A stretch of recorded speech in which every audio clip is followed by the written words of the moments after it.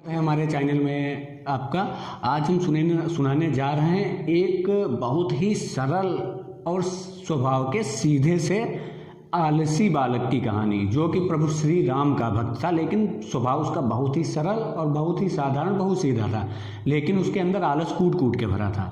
बस उसके क्या काम था, सिर्फ खाना खा लो, लेट जाओ, फिर खाना खा लो, बस यानी कुछ भी काम करना नहीं चाहता था। उसकी यही दिनचर्या थी, खाना खाना, सो जाना, फिर उठना, फिर खाना, बस यही चल रहा था। उसको किसी ने बताया कि थोड़ी दूर पे एक आश्रम है, वहाँ पे शिष्य लोग, बच्चे रहते हैं और वो शिक्षा ग्रहण करते हैं, प्रवचन दिया जाता है और उसके बाद खाना मिलता है, काम कोई नहीं वहाँ पे करना पड़ता। तो उसने सोचा चलो क्यों ना चला जाए, वहाँ पे चला जाए, थोड़ी देर जो है वहाँ पे प्रवचन सुनेंगे, खाना मिलेगा, आराम करेंगे। वो वहाँ पे चला गया। बस उसका यही काम हो गया। सुबह उठता, स्नान वगैरह करता, भगवान की पूजा करता, नाश्ता करता, खाना खाता, सो जाता। कुछ दिनों बाद एक दिन पड़ा तो गुरुजी ने कहा कि आज जो है खाना नहीं बनेगा, क्योंकि आज एकादशी है, आज के दिन पूरा आश्रम व्रत रहता है। उसने कहा गुरुजी, लेकिन मैं तो बिना खाने के नहीं रह सकता, मुझे तो खाना चाहिए। तो गुरुजी ने कहा ऐसा करो, अनाज ले लो और नदी के किनारे चले जाओ, नदी के किनारे अपना खाना बना लो, भगवान श्री राम के भक्त हो, भोग लगा के अपना खाना ग्रहण कर लेना। उसने एक व्यक्ति के लिए अनाज ले लिया और एक भोग के लिए, यानी 2 लोगों का खाना अनाज ले लिया, एक अपने लिए, एक भोग के लिए। वो गया नदी के किनारे, उसने खाना बनाया और खाना परोसा और उसने कहा, हाथ जोड़ के कहा, प्रभु श्री राम आइए और भोग लगाइए, भोजन ग्रहण कीजिए। कुछ देर इंतजार किया, प्रभु नहीं आए। उसने कहा प्रभु मुझे पता है आप क्यों नहीं आ रहे, क्योंकि आप तो महलों में अच्छा खाना खाने वाले और मैं अच्छा बना नहीं पाता, इसलिए आप नहीं आए हैं। जैसे ही उसने कहा, कुछ देर बाद प्रभु श्री राम प्रकट हुए माता सीता जी के साथ में। अब वह देख के बहुत खुश हुआ, लेकिन उसके दिमाग में अब ये चल रहा था कि मैंने सिर्फ 2 लोगों के लिए खाना बनाया है और प्रभु श्री राम खुद 2 लोग हैं माता सीता के साथ, मुझे क्या बचेगा। लेकिन कुछ नहीं, वो प्रभु श्री राम का भक्त था, उसने प्रभु श्री राम को खाना खिलाया प्रेम पूर्वक और माता सीता ने खाना खिलाया। फिर उसने कहा प्रभु दर्शन देने के लिए आपका बहुत बहुत धन्यवाद, मुझे दर्शन दीजिए, लेकिन प्रभु एक विनती है, नेक्स्ट टाइम आप जितने लोग भी आना, बस मुझे बता देना कि इतने लोग आएंगे, मैं आपके लिए खाना बनाऊंगा। प्रभु मुस्कुराए और अंतर्ध्यान हो गए। फिर वो आश्रम आया, यही सिलसिला चलता रहा, खाना खाया, फिर आश्रम सो गया, फिर खाना खाया, फिर सो गया। फिर कुछ दिनों बाद एकादशी हुई। फिर उसने कहा गुरुजी मैं बिना भोजन के नहीं रह सकता। उसने तो गुरुजी ने कहा ठीक है। तो उसने कहा लेकिन गुरुजी मुझे 3 लोगों का राशन चाहिए। गुरुजी ने कहा ठीक, 3 लोगों का राशन ले जाइए। अब वो गया, उसने खाना बनाया, उसने सोचा प्रभु श्री राम आएंगे, माता सीता जी आएंगे और तीसरा मैं, 3 लोगों का उसने खाना तैयार कर लिया। खाना तैयार करने के बाद हाथ जोड़ के बैठा और कहा प्रभु आइए और भोग लगाइए। कुछ देर बाद प्रभु प्रकट हुए, लेकिन इस बार प्रभु के साथ में प्रभु श्री राम, माता सीता और उनके भाई लक्ष्मण भी थे। अब उसने देखा, फिर उसको यही लगा कि आज मुझे फिर कुछ नहीं मिलेगा। उसने सोचा कोई बात नहीं। उसने फिर बहुत ही प्रेम भाव से 3 लोगों को भोजन कराया और लास्ट में फिर हाथ जोड़ के विनती की, प्रभु आपसे विनती है इस सेवक की, आप अगली बार जितने लोग आओ बस मुझे बता दीजिए इतने लोग आएंगे, मैं उतना भोजन बनाऊंगा। प्रभु श्री राम मुस्कुराए, फिर अंतर्ध्यान हो गए, फिर सिलसिला चलता रहा। फिर अगली बार उसने एकादशी पढ़ी, गुरुजी से कहा गुरुजी मुझे 4 लोगों का भोजन चाहिए, अनाज चाहिए, 4 लोगों को भोजन बनाना है। गुरुजी ने सोचा पहले 2 तो समझ आए, फिर 3, फिर 4, ही करता क्या है। गुरुजी ने बिना सोचे समझे दे दिया। फिर वो पहुंचा, उसने 4 लोगों का भोजन बनाया, फिर हाथ जोड़ के बैठा, प्रभु आइए और भोग लगाइए। इस बार प्रभु श्री राम के साथ में प्रभु श्री राम, माता सीता, उनके अनुज लक्ष्मण और हनुमान जी, इतने लोग। फिर उसने देखा कि आज 4 लोगों का खाना है तो 4 लोग आ गए हैं।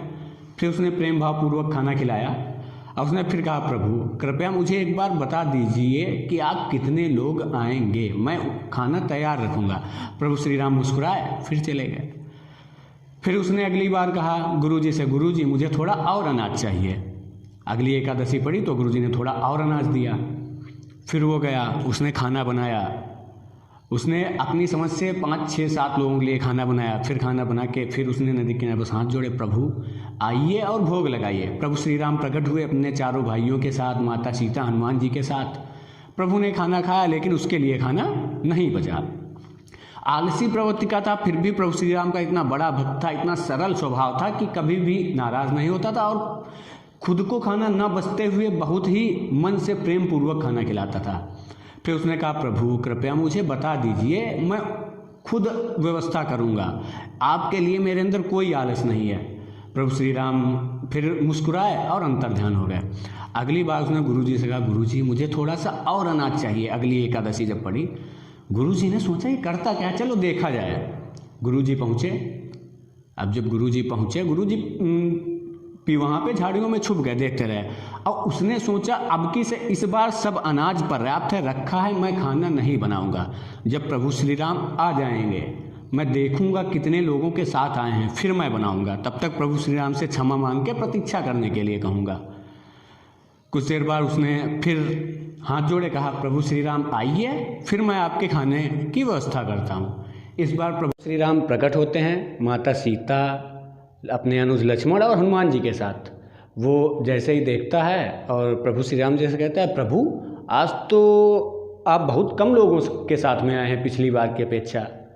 प्रभु मैं क्षमा चाहता हूँ, मैंने सिर्फ इसलिए भोजन नहीं बनाया कि पिछली बार आपके साथ कई लोग थे, मुझे आइडिया नहीं था कितने लोग आओगे, तो मैंने सोचा कि प्रभु जब आएंगे तो मैं प्रभु के सामने उतना भोजन बनाऊंगा जितने लोग आएंगे। मैं पर्याप्त अनाज लेके आया था कि कम ना पड़ जाए। तो प्रभु मुस्कुराए। उधर से गुरुजी सारा यह दृश्य देख रहे थे। गुरुजी ने सोचा ये पागल हो गया है क्या, किससे बातें कर रहा है। गुरुजी वहाँ पहुँच गए। गुरुजी ने कहा, बेटा क्या तुम पागल हो चुके हो, ना अभी तक खाना बनाया, इतना अनाज लेके आए हो, क्या चल क्या रहा है। उसने कहा, गुरुजी मैं प्रभु श्री राम से बातें कर रहा हूँ, माता सीता, लक्ष्मण और हनुमान जी भी उनके साथ में हैं। गुरुजी ने कहा, बेटा तुम्हारा दिमाग भ्रमित हो चुका है, ऐसा कुछ नहीं है। फिर उसने प्रभु के आगे हाथ जोड़े, कहा, प्रभु आप गुरु जी को क्यों नहीं दिख रहे हैं। प्रभु ने कहा, बालक जो सरलता और मेरे प्रति प्रेम तुम्हारे अंदर है, तुम्हारा स्वभाव जितना सरल है, वो गुरु जी के अंदर नहीं है। उसने गुरु जी के बताया कि प्रभु कह रहे हैं जो मेरे अंदर सरलता है, जो मेरे अंदर प्रेम है प्रभु के प्रति, वो गुरु जी के अंदर नहीं है। गुरु जी क्षमा करना, ये मैं अपने मन से नहीं कह रहा हूँ। गुरु जी ने कुछ सोचा, कहा, बेटा तुम मेरे साथ इतने दिनों से रह रहे हो, मैं इतना तो समझ चुका हूँ कि ये बात तुम बिल्कुल सही कह रहे हो। फिर उसने प्रभु के सामने हाथ जोड़ा, प्रभु आखिर मैं उनका शिष्य हूँ, आप मुझे जैसे दर्शन दे रहे हैं मेरे गुरु जी को भी दे दीजिए। प्रभु गुरु जी को भी दिखाई देते हैं। प्रभु एक बात उसे और समझाते हैं कि तुम्हारे अंदर सरलता है, तुम्हारा स्वभाव बहुत अच्छा है, बस तुम अपना आलस्य और त्याग दो, जीवन में दुखी नहीं रहोगे। इतना कह के प्रभु अंतर्ध्यान हो जाते हैं। गुरु जी को भी दर्शन हो जाते हैं। अब इस छोटी सी कहानी से हमें ये सीख मिलती है कि हमें अपने अंदर सरलता लानी चाहिए, आलस नहीं करना चाहिए, क्योंकि सरलता से हम हमेशा मुस्कुराते रहेंगे और सामने वाले को भी मुस्कुराने की वजह देंगे और हमारे कोई भी काम नहीं रुकेंगे। मिलते हैं नेक्स्ट वीडियो में ऐसी ही कहानियों के साथ। कुछ नया सीखने के लिए हमारे चैनल को लाइक करें, सब्सक्राइब करें, बेल आइकन दबाना ना भूलें।